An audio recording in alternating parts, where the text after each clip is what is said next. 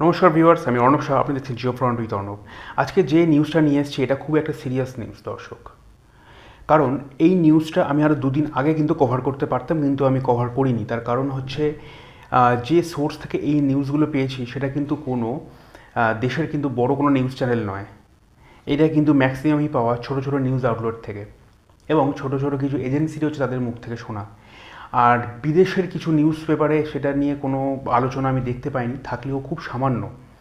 তাই জিনিসটা পুরোপুরি হয়তো সত্যিও হতে পারে বা নাও হতে পারে, কিন্তু যতদূর আমার মনে হচ্ছে জিনিসটা হয়তো সত্যি। তার কারণ এই ধরনের অপারেশানগুলো খুব গোপনে হয়, যার ফলে সবার পক্ষে এটা জানা অতটা সম্ভব নয়, বা এর সোর্স বলুন বা এর কী কী ঘটেছিল ঘটনার পর্যায়ক্রমে জিনিস বিবরণগুলো কারোর পক্ষে জানাটা সম্ভব নয়, কারণ এটা একটা ইন্টেলিজেন্স ব্যুরোর মাধ্যমে এই ধরনের ঘটনাগুলো ঘটানো হয়। এবার আমি যে এত কথা বলছি কী নিয়ে, সেপ্টেম্বর মাসে 1 সেপ্টেম্বর মোদিকে কিন্তু, অর্থাৎ ভারতের প্রাইম মিনিস্টার নরেন্দ্র মোদিকে কিন্তু হত্যার ছক করা হয়েছিল। ষড়যন্ত্র করে পৃথিবী থেকে সরিয়ে দেওয়ার কিন্তু একটা পরিকল্পনা করা হয়েছিল। এই পরিকল্পনায় কার হাত ছিল?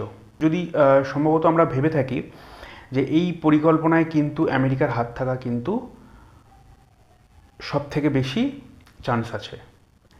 তার কারণ হচ্ছে আমেরিকার কিন্তু বিগত দিনের যে সমস্ত অভিজ্ঞতা রয়েছে সেখানে থেকে কিন্তু আমরা জানতে পারি আমেরিকা কিন্তু কোনো লিডারকে তার নিজের দেশের থেকে অন্য দেশে সে যখন ভিজিট করে তাকে কিন্তু হত্যা করতে কিন্তু বেশি পছন্দ করে। তার কারণ সে যখন কোনো তার ফ্রেন্ডলি কান্ট্রিতে যায়, সেখানে যদি তাকে হত্যা করা হয়, তাহলে সেক্ষেত্রে সেই দুই দেশের মধ্যে বন্ধুত্ব কিন্তু নষ্ট হয়ে যায়। নরেন্দ্র মোদী কিন্তু গিয়েছিল চায়নাতে, এবং সেখানে কিন্তু পুতিন উপস্থিত ছিল। যদি নরেন্দ্র মোদীকে সেখানে কোনো রকম ক্ষতি হতো, তাহলে সেক্ষেত্রে কিন্তু ভারত, রাশিয়া এবং চায়না, এই তিন দেশের মধ্যে সম্পর্ক কিন্তু নষ্ট হয়ে যেত, যেটা হয়তো আগামী 10 বছর বা 15 বছরে রিকভার করা কিন্তু সম্ভব হতো না। এই ধরনের ঘটনাই কিন্তু ঘটতে চলেছিল। কিন্তু এখানে বলে রাখি, মাঝখানে রয়েছে রাশিয়া। ভারতের একটা প্রাইম মিনিস্টারের কথা মনে আছে, লাল বাহাদুর শাস্ত্রী। তার সাথে কি হয়েছিল?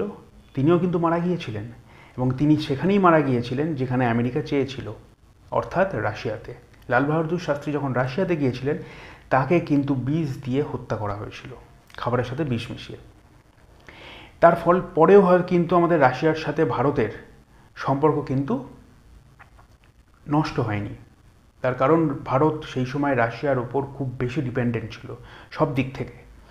ভারতের যে সমস্ত পঞ্চবার্ষিকী পরিকল্পনাগুলো সেই সময়